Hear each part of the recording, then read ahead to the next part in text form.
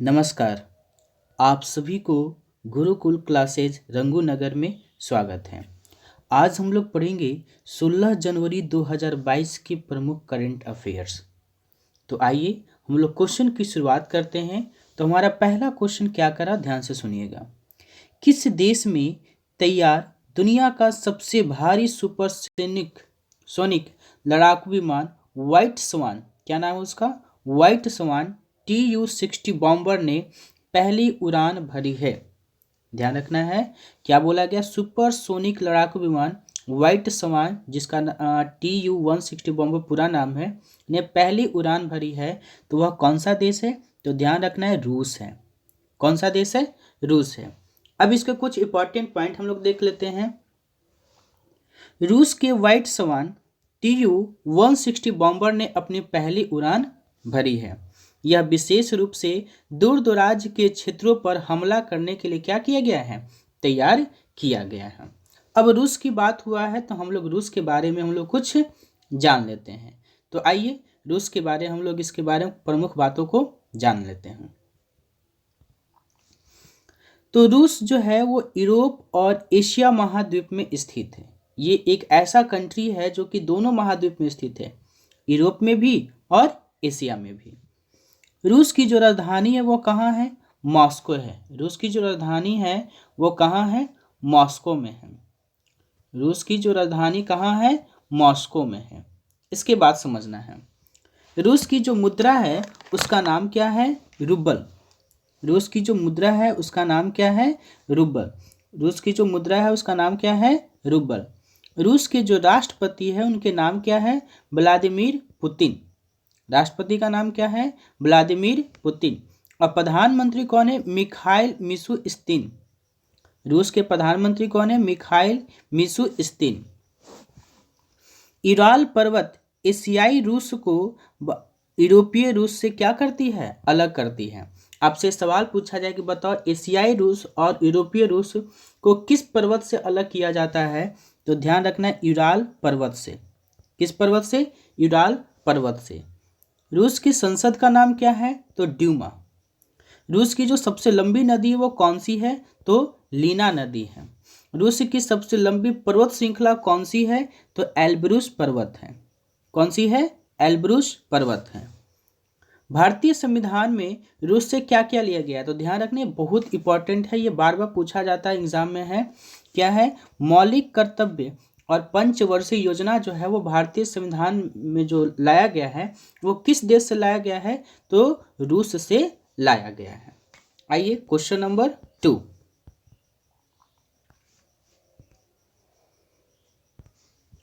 Corona virus के बारे में सटीक जानकारी उपलब्ध कराने के लिए कोवा CHD यानी CHD का मतलब चंडीगढ़ ऐप को किसने लॉन्च किया है? ठीक है, कोरोना वायरस के बारे में सटीक जानकारी उपलब्ध कराने के लिए कोवा CHD ऐप को किसने लॉन्च किया है? तो ध्यान रखना, बनवारी लाल पुरोहित ने लॉन्च किया है। किसने किया है? बनवारी लाल पुरोहित ने किया है। अब इसके कुछ इंपॉर्टेंट पॉइंट हम लोग देख लेते हैं। तो पंजाब के राज्यपाल और चंडीगढ़ के जो प्रशासक हैं वो कौन है? बनवारी लाल पुरोहित ने कोवा CHD ऐप लॉन्च किया था। तो पंजाब के राज्यपाल, जैसे हम लोग सभी जानते हैं कि चंडीगढ़ जो है वो पंजाब का भी राजधानी है और हरियाणा का भी राजधानी है और चंडीगढ़ एक केंद्र शासित प्रदेश है।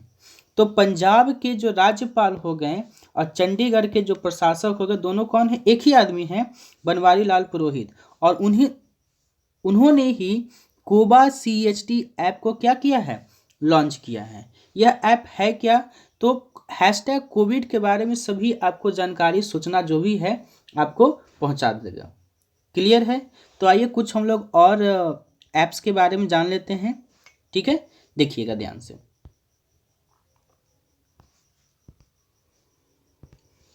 तो भारतीय सेना ने अपनी आंतरिक संचार के लिए किस नाम से स्वदेशी मैसेजिंग ऐप को लॉन्च किया है? भारतीय सेना ने अपनी आंतरिक संचार के लिए एक नया स्वदेशी मैसेजिंग ऐप लॉन्च किया है जिसका नाम क्या है? ए सिग्मा। क्या नाम है? ए सिग्मा। इसके बाद किस राज्य की सरकार ने बस यात्रा के लिए चलो मोबाइल, ये बहुत इंपॉर्टेंट है, ये पिछले एग्जाम में पूछा गया भी सवाल है, चलो मोबाइल एप्लीकेशन को लॉन्च किया है, तो ध्यान रखना है महाराष्ट्र ने किया था। किसने किया था? महाराष्ट्र ने किया था। संकटग्रस्त लोगों को सहायता के लिए कॉल योर कोप, ये एक ऐप का नाम है, मोबाइल ऐप है, को किस राज्य की पुलिस ने लॉन्च किया है? तो ध्यान रखिएगा नागालैंड ने किया था। किस राज्य ने? तो नागालैंड ने किया था। अगला,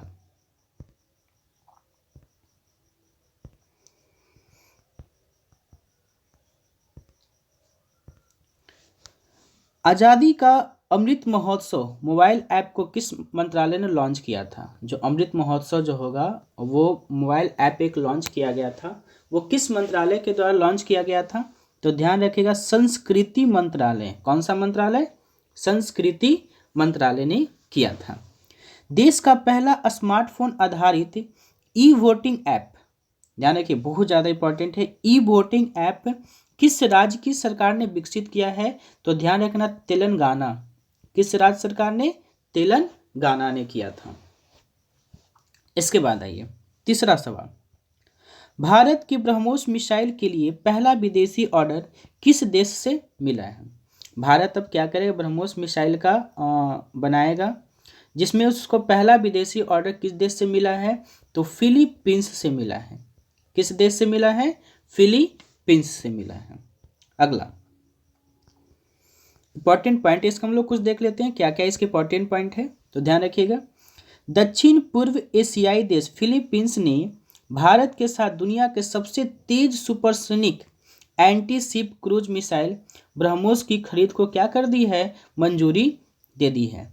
यह पूरी मिसाइल डील लगभग कितने करोड़ डॉलर में? तो 37.49 करोड़ डॉलर में क्या हुई है? डील हुई है। अब फिलीपींस का जिक्र हुआ है तो फिलीपींस के बारे में हम लोग जान लेते हैं। तो फिलीपींस किस महाद्वीप में है? तो ध्यान रखना एशिया महाद्वीप में है। फिलीपींस की राजधानी कहाँ है? तो मनीला में है। फिलीपींस की मुद्रा क्या है? तो फिलीपींस पेसो। मुद्रा क्या है? Philippines peso. और फिलीपींस के राष्ट्रपति कौन है? तो रोड्रिगो दुतेर्ते। कौन है? Rodrigo Duterte. रोड्रिगो दुतेर्ते, याद रहेगा। अगला चौथा सवाल ध्यान दीजिएगा, दुनिया का सबसे उम्रदराज स्थलीय जीव कौन सा बना है? दुनिया का सबसे उम्रदराज स्थलीय जीव कौन सा बना है? तो ध्यान रखिएगा जोनाथन कछुआ। कौन बना है? जोनाथन कछुआ। अब इसके कुछ इंपॉर्टेंट पॉइंट देख लेते हैं, ध्यान दीजिएगा। क्या कहा गया है? रिपोर्ट के अनुसार जोनाथन का जन्म 1832 में हुआ था। कब हुआ था? 1832 में हुआ था, जो 2022 में 190 साल का हो गया। 2022 में कितने साल का हो गया? 190 साल का हो गया। जोनाथन ने साल 1882 में सेशल से south and Atlantic island saint Helena में लाया गया। गिनीज वर्ल्ड रिकॉर्ड के मुताबिक जोनाथन उस वक्त पूरी तरह से क्या था? वयस्क था। और कछुओं के लिए पूरी तरह से वयस्क होने का मतलब है कि उनकी उम्र कितनी होगी? 50 साल की होगी। वयस्क होने का मतलब कितनी उम्र होगी? 50 साल तक होगी। और 2022 तक इसकी उम्र कितनी हो चुकी है? तो 190 साल का हो गया है। क्लियर? अगला सवाल, 5वां नंबर का सवाल, वन सर्वेक्षण रिपोर्ट 2021 के अनुसार पिछले 2 वर्षों में देश के कुल वन और वृक्षों से भरे क्षेत्र में कितने वर्ग किलोमीटर की बढ़ोतरी हुई है? ठीक है, 2 वर्ष में हमारे देश में क्या हुआ है ना कि वन का क्षेत्र और वृक्षों से जो हरा भरा क्षेत्र उनमें बढ़ोतरी हुई है। तो कितने वर्ग किलोमीटर में हुआ है? तो ध्यान रखना है 2261 वर्ग किलोमीटर में हुआ है। कितने वर्ग किलोमीटर में? 2261 वर्ग किलोमीटर में हुआ है। अब इसके कुछ इंपॉर्टेंट पॉइंट है, आइए उसको हम लोग समझ लेते हैं। देखिएगा ध्यान से, देखिए, तो पर्यावरण संरक्षण एवं स्वच्छ वातावरण के लिए सबसे जरूरी जंगल और हरियाली में भारत ने 2261 वर्ग किलोमीटर का इजाफा पिछले 2 वर्षों में किया है। कितने वर्ग किलोमीटर? 2261 वर्ग किलोमीटर क्या हुआ है? इजाफा हुआ है। इसमें 1540 वर्ग किलोमीटर क्या है? वन क्षेत्र का है। और 721 वर्ग किलोमीटर जो है वो वृक्ष आवरण से है, मतलब ट्री कवर से है।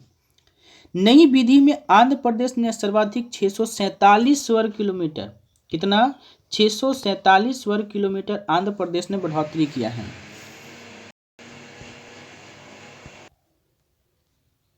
आइए, तो हमारा जो पिछला जो रिपोर्ट है उसके अनुसार देखिए क्या कहा गया है कि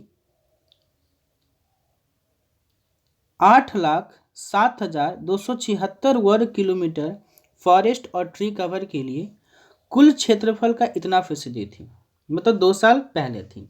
लेकिन ताज़ा रिपोर्ट में हम लोग देख रहे हैं क्या कि 8,09,537 वर्ग किलोमीटर का हुआ, जो कुल क्षेत्रफल का कितना हो गया, 24.62% हो गया। कितना हो गया, 24.62% हो गई। आइए कुछ और रिपोर्ट के बारे में हम लोग जान लेते हैं कि इंडिया में और कुछ क्या क्या रिपोर्ट आया है जो कि आपको एग्जाम में सवाल आ सकते हैं। देखिए, वैश्विक रिश्वतखोरी सूची 2021 में भारत किस स्थान पर रहा था? तो रिश्वतखोरी के सूची में भारत 82वें स्थान पर रहा था और पहले स्थान पर कौन रहा है? तो डेनमार्क रहा है। 2021 फीफा रैंकिंग में भारत किस स्थान पर रहा है? तो ध्यान रखिएगा 106वें स्थान पर रहा है, जिसमें पहले स्थान पर कौन रहा है? तो बेल्जियम रहा है। कानून सूचकांक 2021 में भारत किस स्थान पर रहा है? तो 79वें स्थान पर रहा है, जिसमें पहले स्थान पर कौन रहा है? डेनमार्क रहा है। वैश्विक पेंशन सूचकांक, ये जो पेंशन सूचकांक है 2021 में भारत किस स्थान पर रहा है? तो 40वें स्थान पर रहा है, जो कि पहले स्थान पे कौन रहा है? आइसलैंड रहा है। वैश्विक खाद्य सुरक्षा सूचकांक 2021 में देखें तो भारत का स्थान क्या है? 71वें स्थान पे है, जिसमें पहले स्थान पे कौन रहा है? आयरलैंड है। तो ये कुछ भारत के क्या थे? रिपोर्ट थे जो भारत कैमे स्थान पर है, और ये आने वाले एग्जाम में आपसे क्या हो सकते हैं? पूछे जा सकते हैं। आइए अगले सवाल यानी क्वेश्चन नंबर 6। 15 से 18 वर्ष की आयु के सभी बच्चों का टीकाकरण करने वाला देश का पहला राज्य कौन सा है? ठीक है, 15 से 18 वर्ष की आयु के सभी बच्चों का टीकाकरण करने वाला देश का पहला राज्य कौन सा बना? तो ध्यान रखिएगा लक्षद्वीप बना है। कौन बना है? लक्षद्वीप जो है वो देश का पहला ऐसा संघीय प्रदेश या राज्य कहिए जो 15 से 18 वर्ष के सभी बच्चों को क्या कर चुका है? टीकाकरण कर चुका है। तो आइए इसके कुछ हम लोग इंपॉर्टेंट पॉइंट देख लेते हैं और लक्षद्वीप के बारे में हम लोग जानते हैं। देखिए, लक्षद्वीप ने 15 से 18 आयु के सभी बच्चों का टीकाकरण कर दिया है। यह टीकाकरण कब शुरुआत हुआ था? तो 3 जनवरी 2022 को शुरुआत हुआ था। लक्षद्वीप ने 3492 बच्चों का टीकाकरण का उल्लेखनीय जो लक्ष्य है, जो 1 सप्ताह में क्या कर लिया था? वो कंप्लीट कर लिया था। लक्षद्वीप भारत का क्या है? एक केंद्र शासित प्रदेश है जिसकी स्थापना 1 नवंबर 1956 को हुई थी। लक्षद्वीप की जो राजधानी थी वो कहाँ थी? कवारती थी। कहाँ थी? कवारती। लक्षद्वीप के जो प्रशासक हैं वो कौन है? तो प्रफुल्ल खोडा पटेल। क्या नाम उनका? प्रफुल्ल खोडा पटेल। लक्षद्वीप कहाँ है? किस सागर में स्थित है? तो अरब सागर में स्थित है। किस द्वीप को प्रवाल द्वीप कहा जाता है?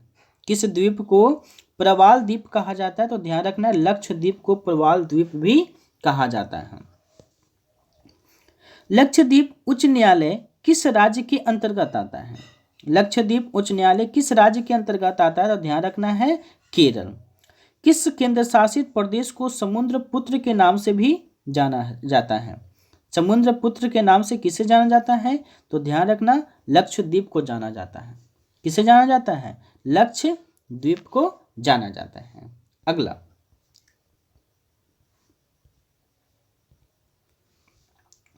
उज्जीवन स्मॉल फाइनेंस बैंक के नए एमडी और सीईओ कौन बने हैं? उज्जीवन जो स्मॉल फाइनेंस जो कंपनी है उसके नए एमडी और सीईओ कौन बने हैं? तो ध्यान रखिएगा इतीरा डेविस बने हैं। कौन बने हैं? इतीरा डेविस बने हैं। अब इसके कुछ इंपॉर्टेंट पॉइंट देख लेते हैं।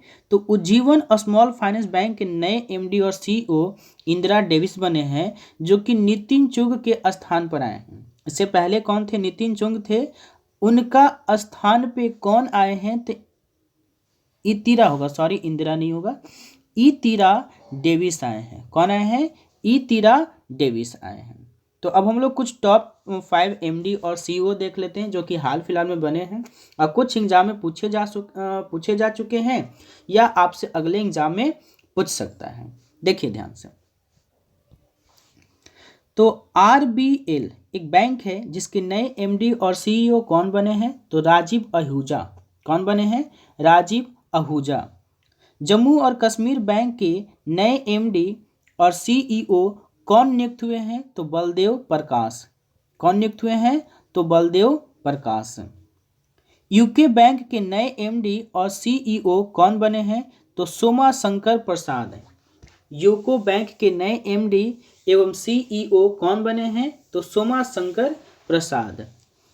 पंजाब नेशनल बैंक के नए एमडी और सीईओ कौन बने हैं? तो अतुल कुमार गोयल। कौन बने हैं? अतुल कुमार गोयल। भारतीय ऐतिहासिक अनुसंधान परिषद, जिसको हम लोग क्या कहते हैं, ICHR के नए अध्यक्ष कौन बने हैं? ध्यान रखना है। आइए इसको और अच्छा से देख लेते हैं, समझिए। भारतीय ऐतिहासिक अनुसंधान परिषद यानी ICHR के नए अध्यक्ष कौन बने हैं? तो नए अध्यक्ष बने हैं रघुवेंद्र तनवर। कौन बने हैं? रघुवेंद्र तनवर बने हैं। अब इसके कुछ इंपॉर्टेंट पॉइंट देख लेते हैं, समझिए ध्यान से। तो कुरुक्षेत्र विश्वविद्यालय के प्रोफेसर एमेरिटस रघुवेंद्र तनवर को भारतीय ऐतिहासिक अनुसंधान परिषद यानी ICHR का नया अध्यक्ष नियुक्त किया गया है। और ICHR का स्थापना जो हुआ था वो 27 मार्च 1972 को हुआ था, जिसका मुख्यालय कहाँ है? तो नई दिल्ली में है। ICHR का स्थापना 1972 यानी 27 मार्च 1972 को हुआ था और मुख्यालय इसका कहाँ है? तो नई दिल्ली में है। अगला सवाल, क्वेश्चन नंबर 9। कचाई लेमन फेस्टिवल 2022 कहाँ मनाया गया? ध्यान रखना है। कचाई लेमन फेस्टिवल 2022 कहाँ मनाया गया? तो ध्यान रखना, मणिपुर में मनाया गया है। कहाँ मनाया गया है? मणिपुर में। इस अनोखे प्रकार के नींबू फल को बढ़ावा देने और नींबू किसान को प्रोत्साहित करने के लिए हर साल कचाई लेमन फेस्टिवल का आयोजन किया जाता है। 2022 का विषय सुरक्षित पर्यावरण और ग्रामीण परिवर्तन के लिए जैविक कचाई नींबू। इसका विषय क्या है? सुरक्षित पर्यावरण और ग्रामीण परिवर्तन के लिए जैविक कचाई नींबू। संस्करण कैमा है? तो 18वां संस्करण है। कैमा संस्करण है? तो 18वां संस्करण है। अब मणिपुर का जिक्र हुआ है तो हम लोग मणिपुर के बारे में जान लेते हैं। आइए मणिपुर के बारे में जानते हैं। देखिए, मणिपुर की जो राजधानी वो कहाँ है? इम्फाल है। मणिपुर के जो मुख्यमंत्री वो कौन है? एन बीरेन सिंह है। मणिपुर के मुख्यमंत्री कौन है? एन बीरेन सिंह है। मणिपुर के गवर्नर कौन है? तो ला गणेशन है। मणिपुर के गवर्नर कौन? ला गणेशन। मणिपुर के मुख्य न्यायाधीश कौन है? तो पी वेंकट संजय कुमार। मणिपुर के मुख्य न्यायाधीश कौन है? तो पी वेंकट संजय कुमार। केबुल लामजाओ राष्ट्रीय उद्यान बहुत इंपॉर्टेंट है, VVI सवाल है, ये हमें पूछा जाता है। केबुल लामजाओ राष्ट्रीय उद्यान किस राज्य में है? तो ध्यान रखना, मणिपुर राज्य में है। किस राज्य में है? मणिपुर राज्य में है। मणिपुर के 3 पड़ोसी राज्य कौन कौन से हैं? तो असम है, नागालैंड है और मिजोरम है। मणिपुर की लोकसभा की सीट की संख्या कितनी है? 2, राज्यसभा की 1 और विधानसभा की कितनी है? 60 है। लोकटक झील किस राज्य में स्थित है? तो किस राज्य में है? तो मणिपुर में है। मणिपुर के लोक नृत्य क्या है? तो राखाल है। मणिपुर के जो लोक नृत्य का क्या नाम है? तो राखाल नाम है। क्लियर? आइए क्वेश्चन नंबर 10। सशस्त्र सेना वयोवृद्ध विकास दिवस 2022 कब मनाया गया? सशस्त्र सेना वयोवृद्ध विकास दिवस 2022 कब मनाया गया? तो ध्यान रखिएगा, 14 जनवरी को मनाया गया। कब मनाया गया? 14 जनवरी को मनाया गया।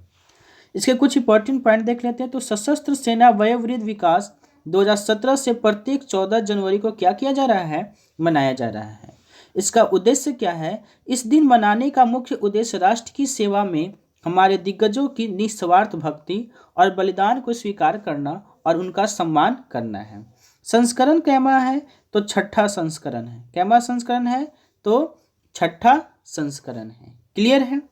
तो ये थे हमारे 10 प्रमुख करंट अफेयर। ऐसे ही आपको पर डे करंट अफेयर आपको मिलेंगे। तो करंट अफेयर को देखने के लिए हमारे चैनल को लाइक करें, सब्सक्राइब करें और शेयर करें। और हाँ, अगर आप इस पीडीएफ को चाहते हैं तो हमारे डिस्क्रिप्शन बॉक्स में आपको लिंक मिलेगा, आप वहां से आसानी से पीडीएफ को क्या कर सकते हैं, डाउनलोड कर सकते हैं। तब तक के लिए नमस्कार।